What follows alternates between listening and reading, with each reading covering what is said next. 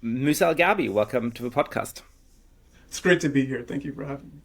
So your book is called We Have Never Been Woke, and that raises two obvious questions. The first is one that we've discussed on this podcast before, that I'm sure my listeners have thought about, which is what is the meaning of the word woke? But I know that every person writing on this topic has a slightly different understanding, a slightly different take on how we should think about what this movement or ideology is. So I'd love to hear what you think about that to start off with.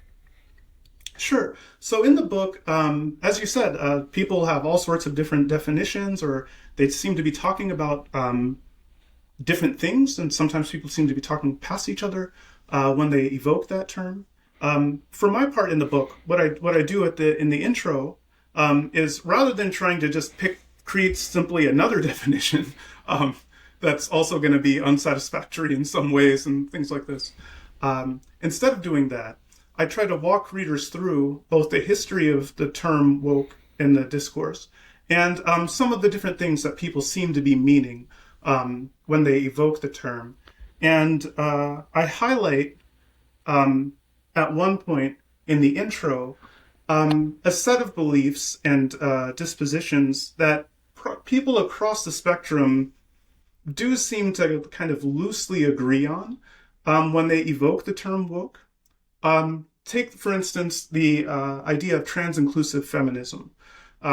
Probably most people on the left or the right would agree that someone who was not trans-inclusive or who was not a feminist would not be woke. And so I try to, in the intro of the book, I try to lay out a few cases like that where people seem to have agreement kind of across the spectrum when they're trying to evoke that term of what they mean, but it is a highly contested term. And so through most of the book, whenever I use the term woke, I usually put it in quotation marks to signal that it's a highly contested term. So yeah, you're absolutely right. It is, and maybe to the frustration of some readers, I don't provide a nice clean definition. In fact, what I try to do is, again, highlight just how much disagreement and uncertainty there is about the meaning of that term.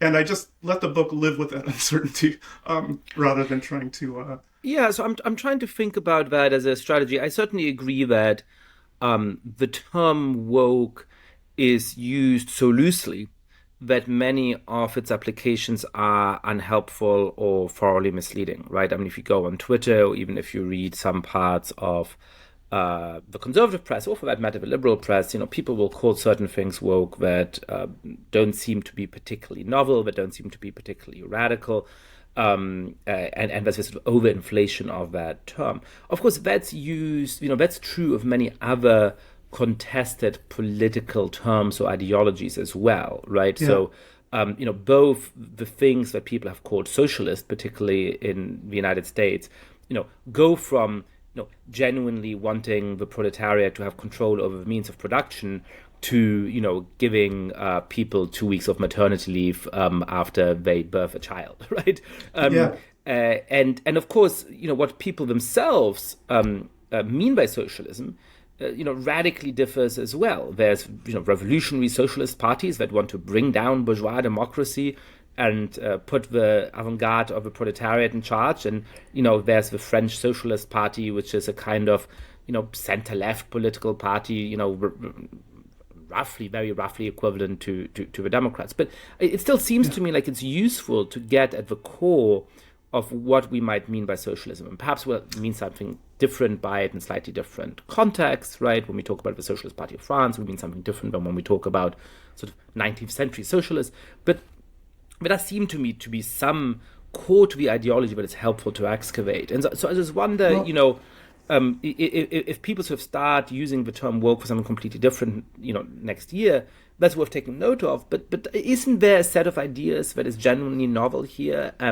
Isn't it worth grappling with that ideology on sort of substantive terms beyond sort of just chronicling who uses the term when in which context? Well, okay, so my intuitions pull in a couple directions here. So one of the things that I was trying to, that anyone who writes on these topics has to deal with is there is this move that people make where they say basically if you can't provide some kind of crisp analytic definition of the term that is like uncontestable and holds across context and whatever, then you don't even know what you're talking about. You can't even define the term. This is a common move on all sides. Like right now on the right, for instance, they're like, oh, you on the left, you can't even define what woman means. And then on the left, they're like, well, you're criticizing wokeness. You can't even provide it. But as I talk about in the book, Ludwig Wittgenstein actually kind of, to my mind, provided a pretty devastating response to that kind of rhetorical move in Philosophical Investigations and a lot of his other work, where he highlights, like a lot of terms that we use all the time, are actually really tough to define in kind of this crisp analytic way. If you try to have people explain to you what red is, define red such that someone who was born blind or who has absolutely no conception of red would be able to go pick it out in the world using only analytic definitions, never pointing to anything and saying, that's red, right? That's actually tough. It's tougher than people think. I do this in my class to highlight in a lot of the students. It blows their mind how hard it is to define even like simple words. And then when you talk about more highly contested words, as analytic philosophers have demonstrated now for centuries, a lot of the words that are some of the most important words to us, things like love or justice or truth, we actually don't have kind of a universal understanding for, but that doesn't mean when I say I love my wife or I love my son that I don't know what I'm talking about. Well, maybe Socrates would disagree, but but I disagree with Socrates there. And so I think it is worth, maybe there is something useful about that enterprise. So for instance, I don't think we should just burn down analytic philosophy, which spends a lot of time trying to wrestle with what does love mean, what does truth mean, and in the same way you could wrestle with like what does woke mean. I think there's some value to that enterprise, but it's kind of orthogonal to the project of this book. If I had spent a lot of time kind of going into the weeds of that. So that's fair, right? But it seems to me like you're sort of dodging the question of what woke is in a way that goes a little bit beyond the way that we might dodge the question of what love is. So I take the analytical point, but it's very hard to give a clear 2-sentence analytical definition of love that everybody will recognize and that is going to be uncontroversial and that's going to hold across cultural contexts and so on and so forth. But if you wrote a book about love, you would sort of say some things about what love often entails. And, one idea of Wittgenstein's is that one way of doing that is through a set of family resemblances, right? So there may not be the sort of one characteristic of a concept that always holds, but there's sort of 7 or 8 characteristics, and by and large people have 5 or 6 of those characteristics that fall into that class, right? Now that might not give you the one definition that everybody is going to recognize, but it gives you a very clear set of sort of substantial characteristics that you can use as a checklist. And if something fulfills a lot of them, then it seems to qualify. And if it doesn't fulfill very many of them at all, then it doesn't really seem to qualify. I try to do that in my book in sort of 2 ways, right? So one is to say that there's a set of themes that are sort of rooted in the intellectual history of this new ideology that many people who are woke rhyme with in various ways, right? So it's a skepticism towards universal truth. It is a use of discourse and analysis as a kind of political tool. It is the idea of strategic essentialism, that even though we should be skeptical in theory of certain kind of group identity categories, actually for strategic purposes, they're really useful. We should not just embrace them, but encourage them. It's a deep skepticism about the idea that our society has made progress on key injustices, particularly as they relate to various groups. And then it's the idea of rejecting universal solutions, of saying that actually a lot of the time the solution is going to be in treating members of different groups differently on the basis of the membership. And finally, it's some idea of intersectionality, which is often interpreted to mean that there's genuine sort of barriers to how I can understand you can understand me if we're from different identity groups. Now, not every woke person qualifies for every one of these, but it does seem to me that a lot of woke discourse draws on a lot of these themes, that somebody, a thinker, a writer, a political activist who we'd consider to be woke would, perhaps not check every single one of these boxes, but they check a whole bunch of them, right? So do you think that's the wrong approach, or how would you give substance to to the set of things we're talking about. By the way, in my book, I also then sort of try to distill a definition that goes a little bit more, that perhaps is closer to saying here are some of the axioms. There too, I don't think that every thinker is going to subscribe to every single one of them, but that helps, I think, readers to sort of have a sense of, okay, what are we actually talking about here, right? Do you think that's the wrong approach, or what would you say are the themes? Is this roughly the right list of themes? Is it the wrong list of themes? Well, I think one thing that's interesting looking at kind of intellectual trends, one is that a lot of the kind of postmodern assumptions and modes of discourse and engagement and things like this are increasingly being picked up by people on the right. So Matt McManus, the political scientist, social theorist Matt McManus, has a great book on this called Postmodern Conservatism. And I talk about this briefly in the book, how a lot of contemporary right-wing intellectuals are actually really engaging a lot with people like Foucault and stuff like this right now. And Tyler Austin Harper has a new article in The Atlantic that just came out today called something like The Woke Style of American Politics, that highlights how a lot of people on the right are increasingly really leaning into this kind of victimhood, grievance kind of narratives.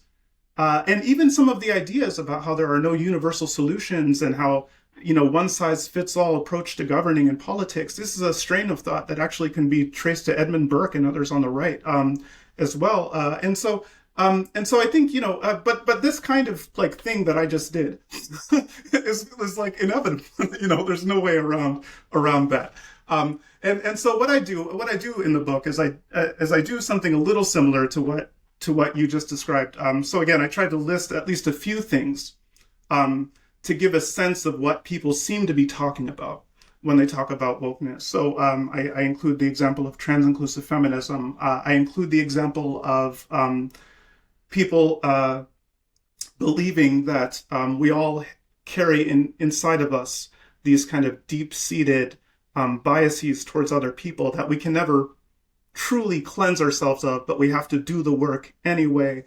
This kind of mystical approach to identity where a lot of things are socially constructed, but are also not permitted to be changed. So race isn't real, but if a white person carries themselves as a black person, that's improper. If a black person tries to pass off as white, that's improper. And so on and so forth. There's kind of a mysticism related to identity, and highlighting that mysticism is not intended as a critique. I'm a Muslim. I have lots of mystical beliefs about free will and predetermination, for instance.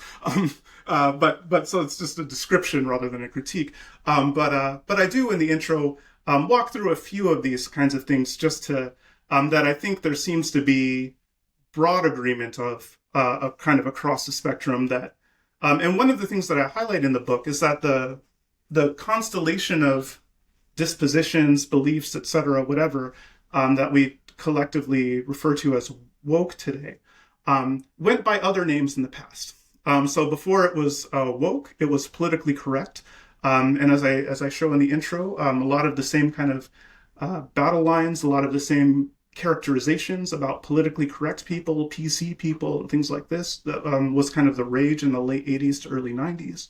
And there were other terms before that. And in fact, a lot of other phenomena that we talk about today, like cancel culture and cancellation, was called trashing back in the 60s and 70s. But it was a very similar phenomena carried out in very similar ways and things like this. And so that's another thing that I try to flag in the book is that this set of things that we're mapping out when people talk about wokeness is actually a lot older than people think. It's not something that just started in the 2010s.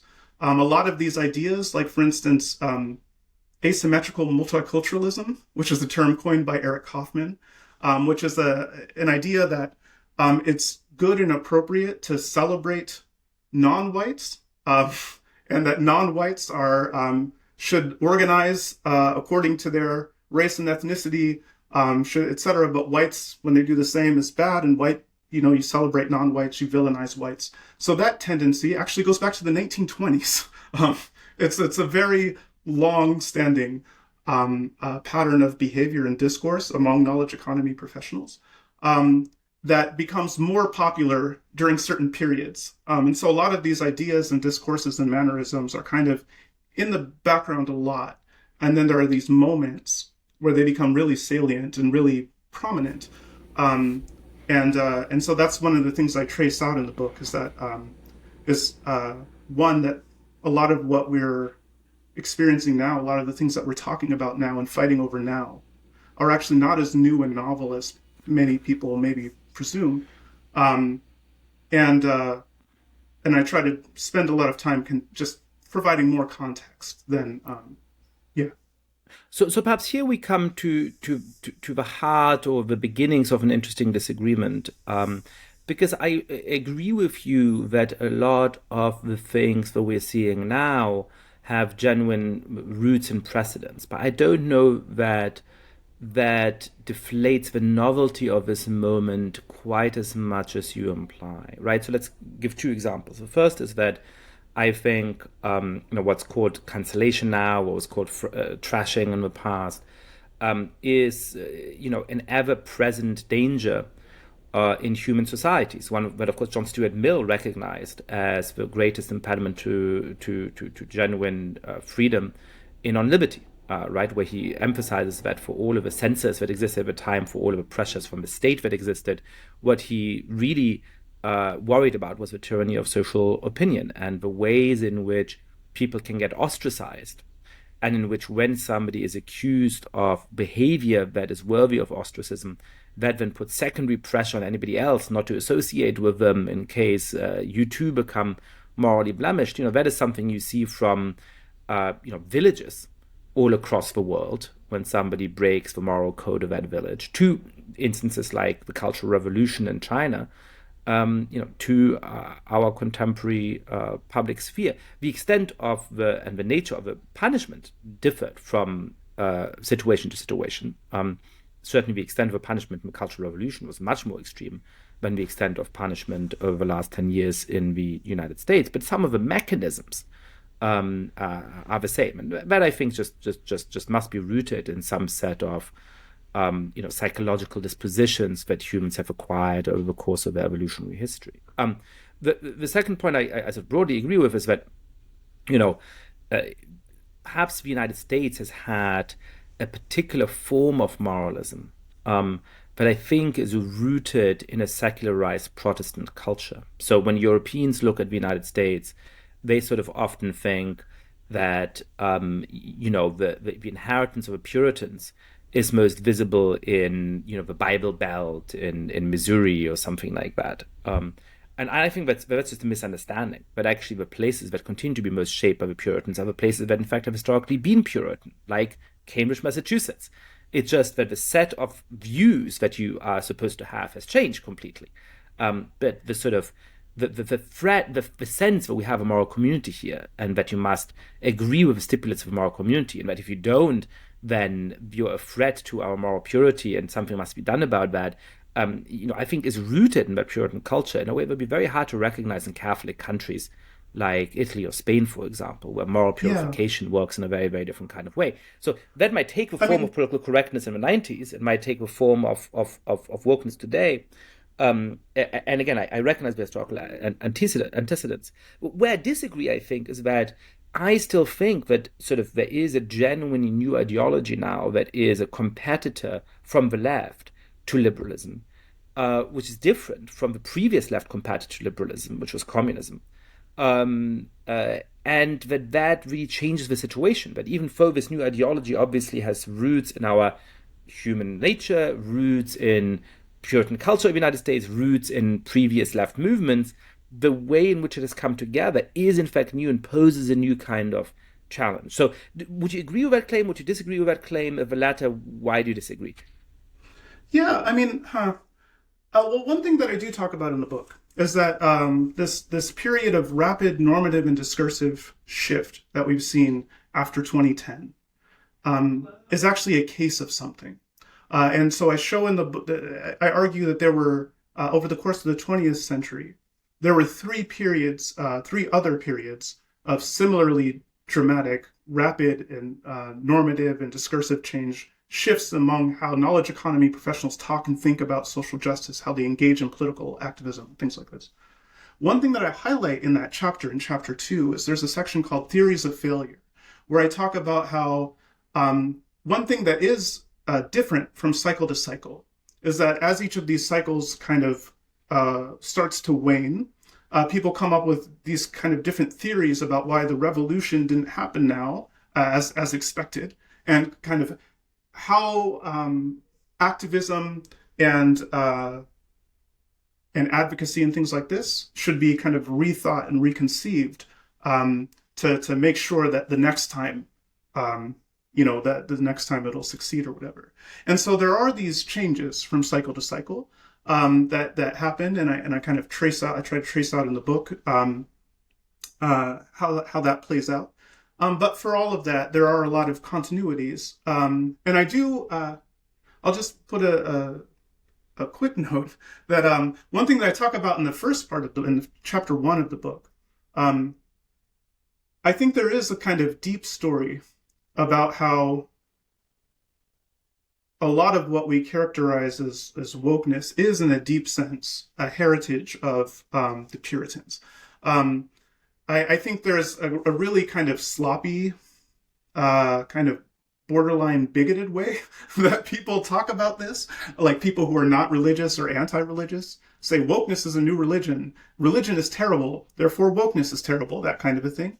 I think that's not super helpful. Or the Puritans were bad. Wokeness is similar to Puritanism, therefore wokeness is bad. Like, that's the way that I see this kind of thing deployed a lot. But I think there's a much more interesting way that you can talk about this relationship, where I think there is something there. There is something to that. And for instance, you can see in some of the data that the people who are most likely to subscribe to the set of beliefs and identity character, so the people who are most likely to self-identify as anti-racist or feminist or environmentalist, etc., are highly educated white people who live in urban areas. And when you look at the religious affiliations of this block of people who identify with these other beliefs, one thing that you see is that they are the same block of society that has been most aggressively moving away from religion. And according to a lot of studies, it does seem like political issues are part of the reasons why they're moving away from religion.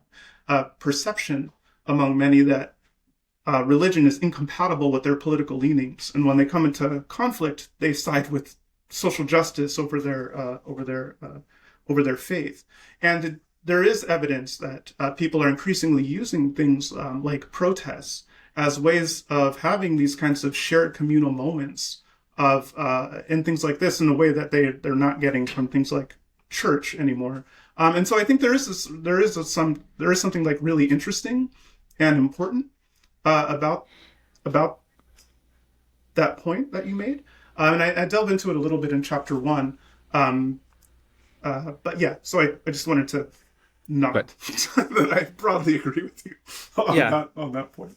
And I think we probably both are on one side of a debate about the religious nature of wokeness, where John McWhorter, who's an amazing writer, a friend of Persuasions, would be on the other side, right? He makes the sort of religious analogy most explicitly, and I think that where he's right is both that sociologically this may take the form of substituting for some of the religious beliefs that used to structure a certain stratum of American society, but has mostly stopped being religious in that kind of way, and that some believers in extreme political ideology have quasi-religious characteristics. But the argument that I made in response to John, including on this podcast, was to say that is also true of Marxists. It's also true of a certain brand of nationalists, right? There's all kinds of people who fuse with a political cause in a way that makes them behave in certain ways similarly to certain kinds of religious believers. But I don't think that is unique to this particular sort of ideology.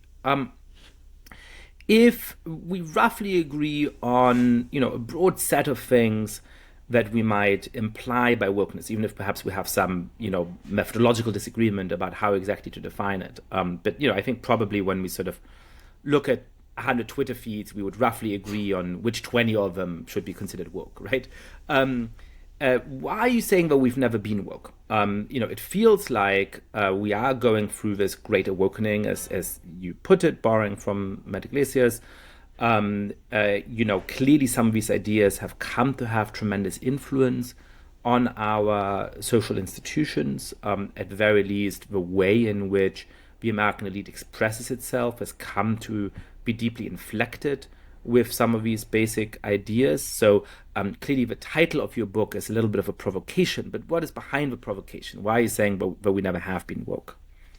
Yeah, so the title of the book is a nod to a different text by Bruno Latour, a sociologist who wrote a book called We Have Never Been Modern. And in that book, Latour argues that the stories that we moderns tell ourselves about what sets us apart from other people, about what makes us unique, these narratives that we tell ourselves actually obscure the nature of the modern world and make it difficult for us to address the problems of modernity. And so in a similar way, I'm arguing in the book that the stories that we knowledge economy producers, symbolic capitalists, the stories that we tell ourselves about how we're advocates and allies for the marginalized and the disadvantaged, how we're on the right side of history, etc. These stories that we tell ourselves about why we deserve power and status, and those people, those evil people, deserve to be marginalized and excluded, and so on and so forth. These stories actually obscure the nature of contemporary inequality. They actually make it harder for us to understand who benefits from racialized inequality, from gendered inequality, from socioeconomic inequality, who the winners and the losers are, how these inequalities come about and persist, and what can be done to address them. And so that's one of the nods to the book that generated the title. And in the same way that Bruno Latour tried to argue for a symmetrical anthropology, he called it. So we should analyze people in contemporary, in modern societies, the same way that we analyze people in developing nations, etc. I try to model and emphasize, argue for reflexivity, which is a social scientific principle that states that the kinds of theories that we have about the world should also apply to the theorists themselves and to the institutions and environments, communities that the theorist himself participates in. So oftentimes, for instance, when sociologists try to understand social problems, we analyze different groups asymmetrically. So we analyze the behaviors of whites and non-whites in completely different ways. We analyze the behaviors of men and women in completely different ways. We analyze the behaviors and relationships in institutions that we like in completely different ways than we analyze the institutions and people that we're more sociologically distant from. So in this book, I tried to kind of turn the analytic lens towards us and analyze us using some of the same tools and methods that we would normally use to analyze people who are more sociologically distant from us. And what does that reveal, though we didn't see earlier? How is it that that sort of more self-critical regard sort of reveals something about, I guess, either the nature of a woke or the nature of the anti-woke or the nature of, American political discourse in 2024 that wouldn't have been obvious without this kind of reflexive lens? Well, one thing that becomes clear, I think, over the course of the book is that there's a big tension. And the big tension is that the people who are the most likely to condemn what you might call ideological racism, people thinking or feeling or saying the wrong thing about race or gender or sexuality or something like that, the people who are most concerned about ideological forms of prejudice also happen to be the people who benefit the most from what sociologists describe as systemic or institutionalized racism or sexism. When you look at who's actually benefiting from these inequalities, who's benefiting from the fact that non-whites or women are paid a lot less than people in dominant groups, who benefits from the fact that there are these large groups of desperate and vulnerable people who are kind of exempt from a lot of laws and subject to predation from people who are better off and things like that. Who benefits from that? It's us. And I walk through at length how our lifestyles and social positions are actually premised in a deep sense on the exploitation and maintenance of the very inequalities that we conspicuously condemn. And so that's one thing that you see by taking this reflexive turn, is that there is this kind of deep tension where the people who are the most concerned about racialized or gendered or other forms of inequalities are actually the primary beneficiaries and perpetuators of those same inequalities. And we actually leverage social justice discourse to deflect blame to people who actually benefit a lot less from the system. So, for instance, when you look at who are the so we actually blame a lot of the losers in the knowledge economy, the people who are suffering, who are excluded, who don't have a lot of influence over society. We blame them for the problems that we ourselves are benefiting from and perpetuating. And so that's one of the things that you can see by taking this more reflexive approach. And it's a discomforting finding. I think a lot of people who read the book will be uncomfortable as they read certainly some of those sections that highlight, that walk through some of that stuff in great detail. And there are a few other kind of tensions or paradoxes that are kind of revealed by adopting this kind of approach too. And I talk about some of those in the introduction. There's about 4 of them. So walk us through them, because these are interesting.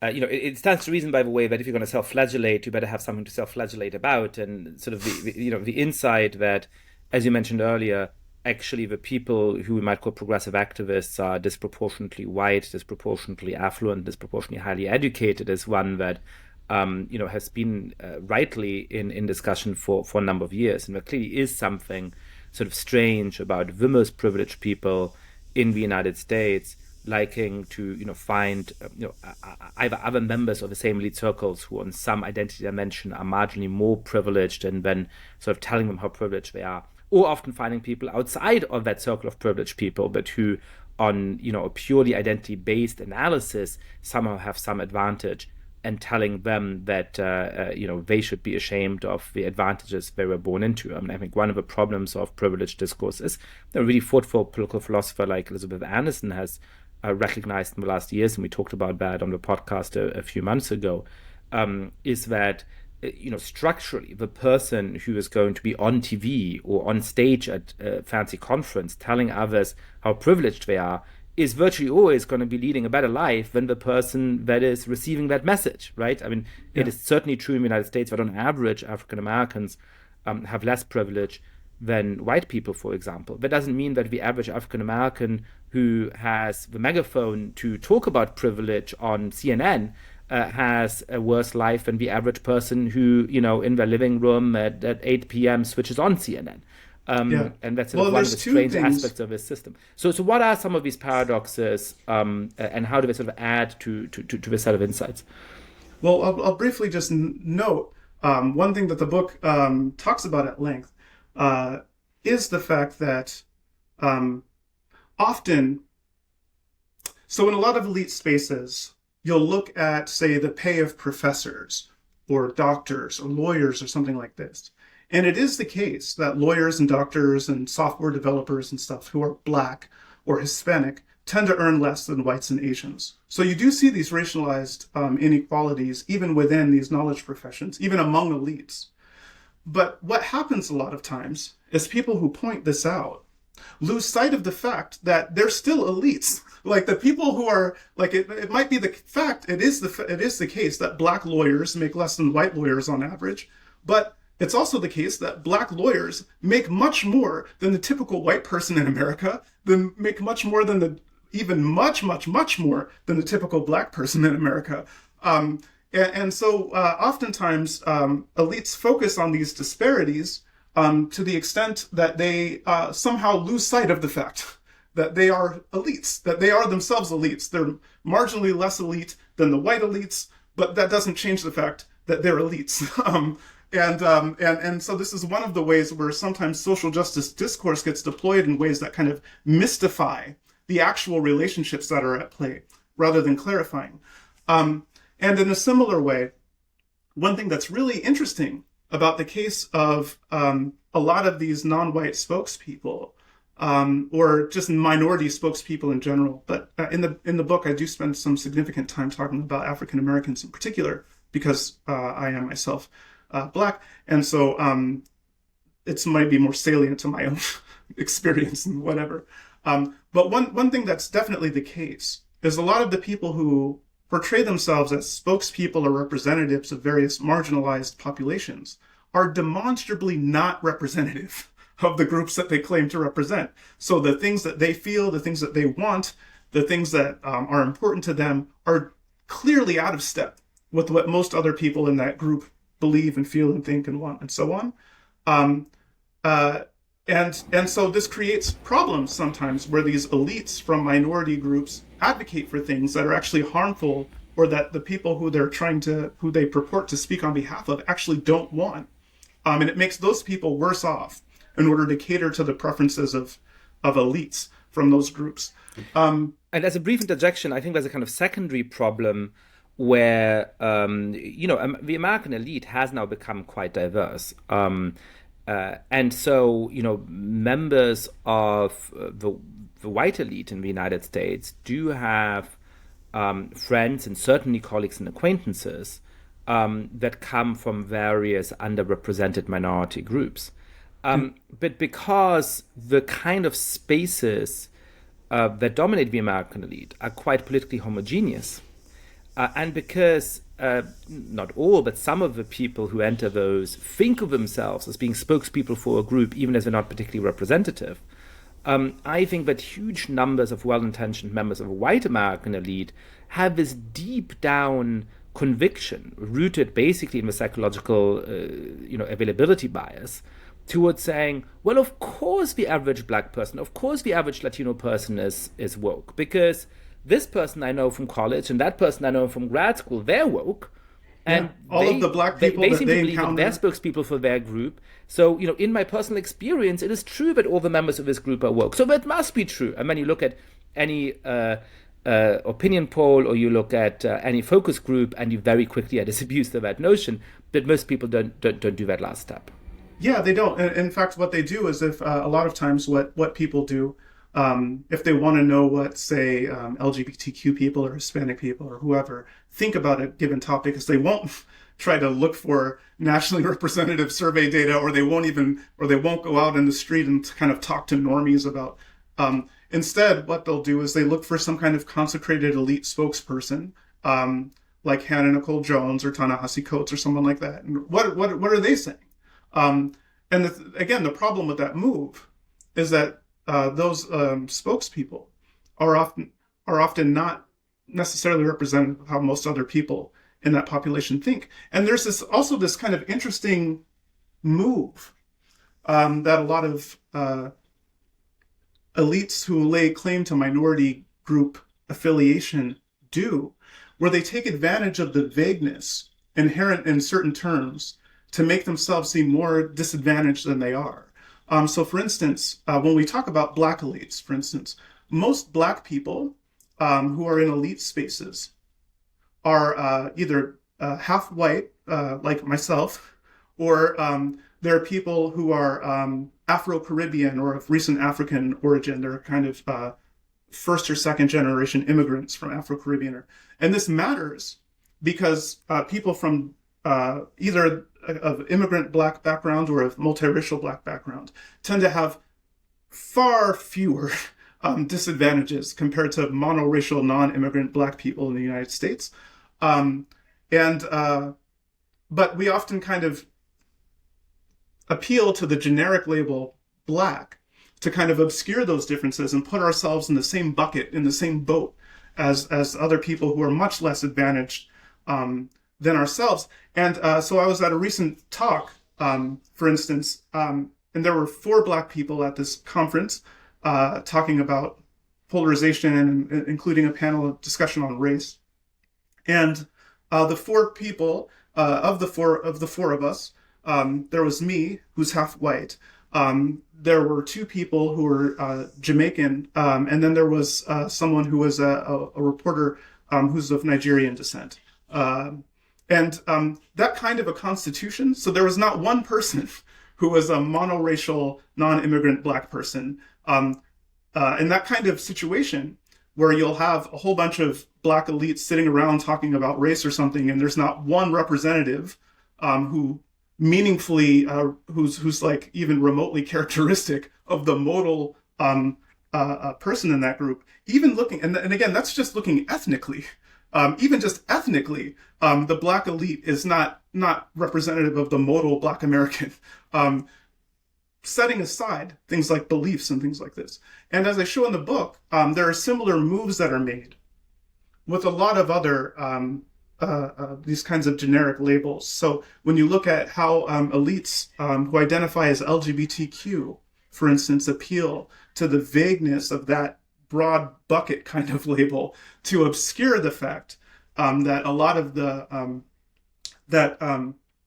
people like them are often actually not at a disadvantage. A lot of the statistical disadvantages you see between LGBTQ versus straight people are driven by a very specific subset of LGBTQ people who face immense difficulties in society. But a lot of elites who lay claim to these labels are actually from subgroups that are statistically more likely to succeed than average. So the odds were not stacked against them. The odds, technically, statistically, are in their favor, even for people who identify with that particular label and who hail from those kinds of backgrounds. And so this is a move elites do a lot. Is we try to make ourselves seem less elite. We try to make ourselves seem disadvantaged. We try to make ourselves seem, by appealing to these kinds of generic labels and laying claim to represent groups and interests that we are not, in fact, particularly representative of. So why is it that is so useful to people in our culture, right? I mean, people do that on your analysis, as I understand, because they have an incentive to do that. And you have this term of symbolic capitalists, which I think is related to what we've been talking about. Why is it that invoking your victim status, trying to oversell the extent to which you have some organic connection to a group that really might be disadvantaged, claiming to be somebody who experiences all of this discrimination. Why is it that gives you capital and status in our society? How, in this reflexive manner, should we reflect the sort of structural conditions in our society that encourage and produce that kind of behavior? Yeah. So this is one of the tensions that the book is. This is another example of one of these kind of paradoxes, is that to the extent that it truly is a disadvantage to be LGBTQ, to be Black, to be Hispanic, to be disabled, to be neurodivergent, to the extent that those really are stigmatized identities, then why on earth are elites so eager to lay claim to those identities? Why are they so eager to portray themselves as either those things or as representatives or advocates for those people, even to the extent of bending the truth, in many cases like lying or just distorting the reality in order to do that? So that's one of the things the book explores. And a kind of nutshell answer is that it's not all Americans who tend to do that. It's a very specific subset of Americans. It's especially likely, these kinds of moves are especially likely for people who are what I call symbolic capitalists. So those are people who work in industries that are related to the manipulation of data and statistics, images and rhetoric, people who are not providing physical goods and services for people. So think lawyers, doctors, consultants, academics, journalists, so on and so forth. The thing about symbolic capitalists, and the reason they're called symbolic capitalists, nodding to the work of Pierre Bourdieu, is that the way we make money, basically, the way we have status, the way that we earn a living, is by building and leveraging what Bourdieu called symbolic capital. Getting people to defer to our authority, getting people to trust our expertise, getting people to follow our plans, take our guidance, and things like this. And within these professions, I argue, part of the reason why people in these professions kind of have always leaned heavily into social justice discourse, and increasingly try to kind of even portray themselves as marginalized and disadvantaged people, is that from the outset, a lot of these professions were created and justified. They were created as and justified. The autonomy that we enjoy, the pay that we enjoy, the respect and deference that we enjoy is fundamentally premised on the idea that we're altruistic professions, that we're professions that serve the greater good, and especially the least among us. So doctors, for instance, have formal codes that codify this idea. Lawyers, academics, and so academics are supposed to follow the truth wherever it leads without favor and fortune, and so on and so forth. Journalists are supposed to hold the powerful to account, to speak truth to power, to be a voice for the voiceless, and so on and so forth. So a lot of our professions are kind of rooted in altruism. The pay that we enjoy, the power that we enjoy, the authority that we enjoy is rooted in the fact that we do this good for society, especially the vulnerable and the disadvantaged. And so this has been part of the reason why from the outset we've tried to, that the fact that our authority and our social position is premised on this creates an axis of competition, basically, where we try to justify ourselves as being more worthy than our competitors, of authority, of deference, of prestige, of pay, of job security, and so on, by arguing that we are better representatives, that we better embody these altruistic and noble things, and that those people that we're competing against are actually not that. And so this is part of the reason why from the outset, for more than a century now, symbolic capitalists have been doing these kinds of moves to try to make themselves seem like advocates for the marginalized and the disadvantaged. Now, one thing that's happened over time is that as the symbolic professions have opened up and they've grown more diverse, this has created, and by the way, the fact that they've grown more diverse is actually an important contribution of this book, is to highlight that fact, because a lot of the discussions, especially in my field in sociology and the sociology of elites literature, they focus overwhelmingly on white elites, especially on cisgender heterosexual white men. And to the extent that we only focus on that narrow slice of society when we want to understand elites, and that people who are women, minorities, LGBTQ people, neurodivergent, disabled, so on and so forth, anyone who lays claim to some kind of marginalized identity is excluded from analysis, then we'll have an increasingly impoverished understanding, because more and more and more and more of the elite identifies with one of those terms. And in fact, we're coming up with new labels and new modes of disadvantage all the time. I have two questions I want to put to you before we, I'm enjoying this and you're enjoying this, but the danger of that is that we overtry the patience of our listeners, who hopefully are enjoying it too. One question relates to what we're just talking about, and it goes back to both Eric Kaufmann's diagnosis of asymmetric multiculturalism and to the question of what to do about it, right? So I think that he's right, that there's something strange and probably just empirically unstable about a society which says, if you're a member of these various minority groups, go take great pride in your ethnic or religious identity, go congregate among yourselves, and this is something that we're going to encourage and reward and celebrate. But if you're part of a majority group, don't you do that, or you're a terrible, terrible bigot and racist, right? Yeah. Now, Kaufmann's solution to this is to encourage a form of symmetrical multiculturalism, as I understand it. At least in the book Whiteface, he says, well, so therefore, whites should also celebrate their culture. They should also stick together for their ethnic interests and sort of, right? I sort of admire the analytical clarity of that suggestion, but I deeply fundamentally disagree with the prescription. I precisely worry that the natural outcome of the form of left-wing identity politics, if it really is instituted in the institutions in a deep way, is to encourage a form of zero-sum conflict that will lead to Kaufmann's solution. But I don't think that's going to be a good thing for society.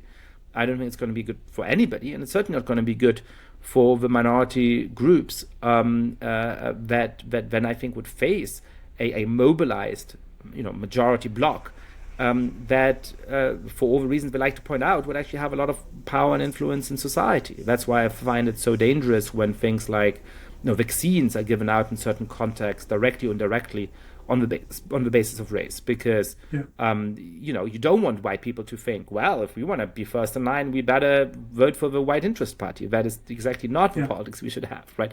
So what do you think is the solution to the asymmetrical things you've pointed out? Is it to push back against these forms of identity-based mobilization? Is it to change the nature of them? And I think when they're making claims for inclusion in universalist institutions, that's something I'm comfortable with, but that's sort of subform of it. Or is it to push back against it entirely? How do we sort of, having recognized the fact of asymmetrical multiculturalism, respond to it in a coherent way? Yeah, I mean, I think, so I think, I think Eric is right in his diagnosis that it is unstable, it's unsustainable, like to say, yes, all these other groups, all these other non-white groups are free to not only celebrate themselves, but like organize on the basis of their racial or ethnic background with the specific purpose of taking this other group down, of enhancing their position relative to this other group. And people in that other group are supposed to say, well, I don't care if I lose out. I don't care if my children, my wife, my neighbors and friends who share this identity, we're all just going to take one for the team. There'd be something noble about the fact, like, if people were willing to say, well, gosh, we've benefited from this undeserved advantage in the past, so maybe we'll just take one for the team.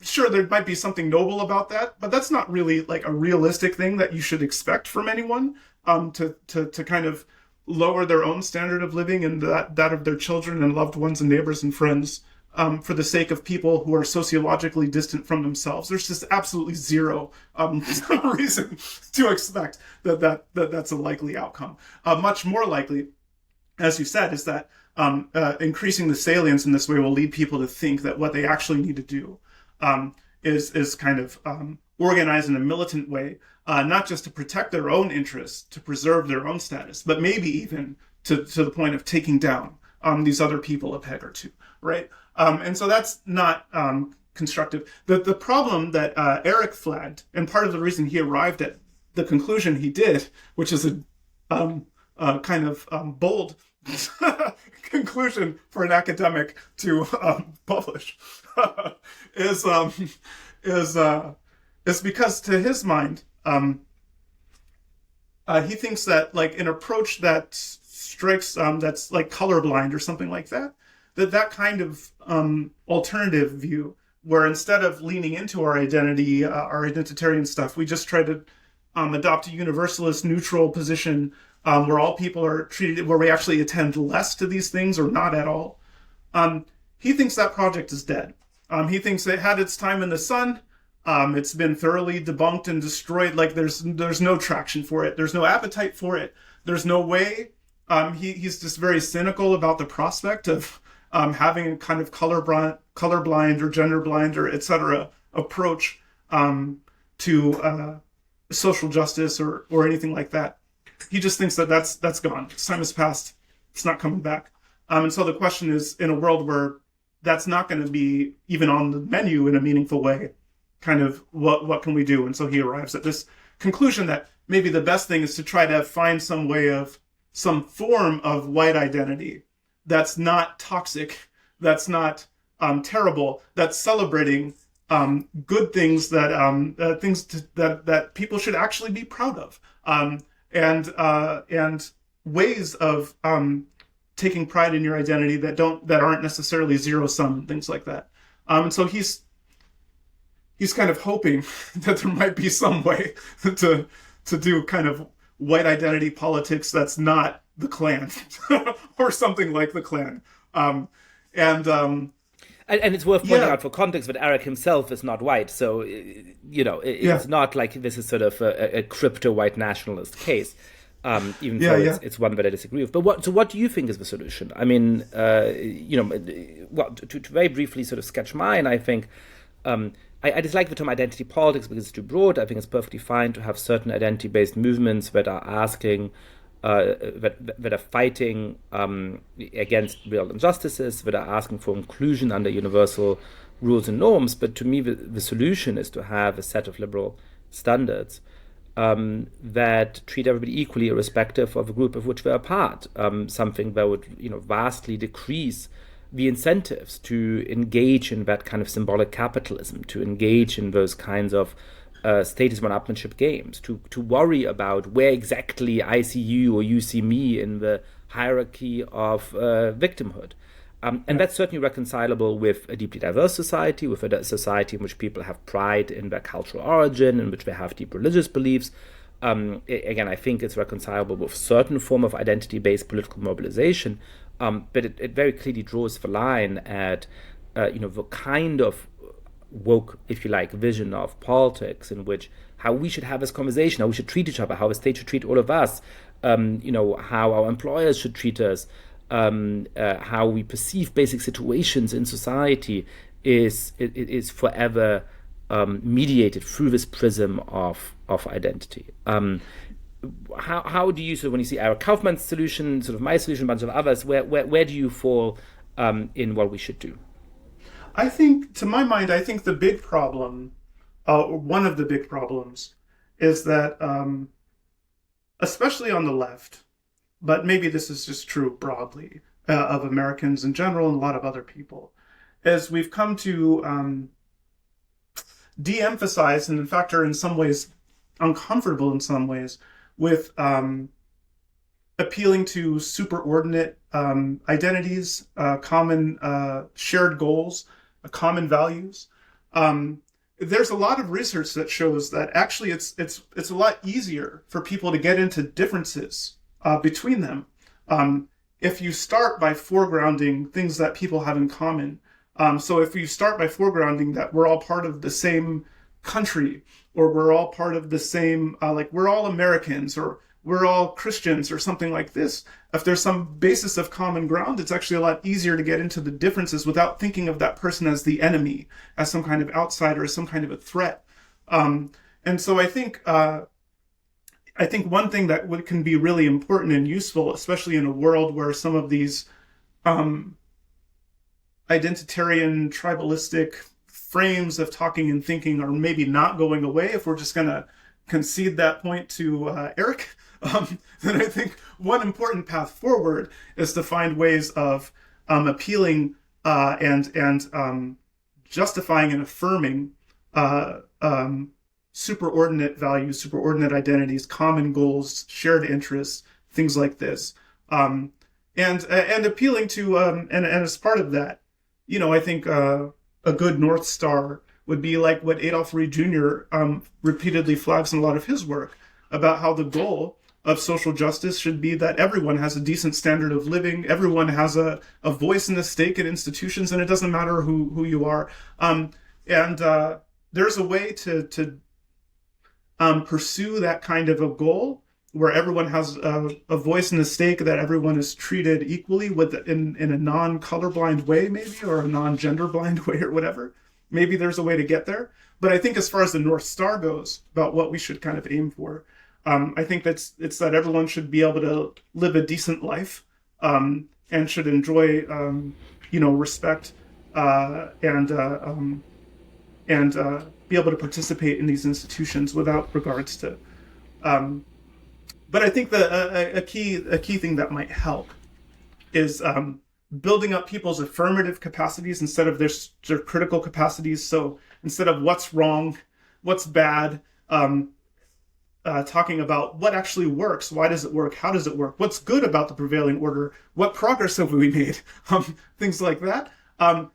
Building up our affirmative capacities is actually really important for then the second half of my suggestion, which would be appealing to these superordinate identities and common values and shared goals. If you can't build things up, if you're only focused on criticizing and deconstructing and problematizing and tearing things down, it's really impossible to meaningfully sustain these kinds of superordinate identities and shared goals and shared values. And this is actually one way in which I think a lot of our institutions and educational institutions and knowledge institutions more broadly kind of misserve a lot of people, is there's too much emphasis, to my mind, in things like criticism and deconstruction and problematizing, and not enough on building out people's affirmative capacities.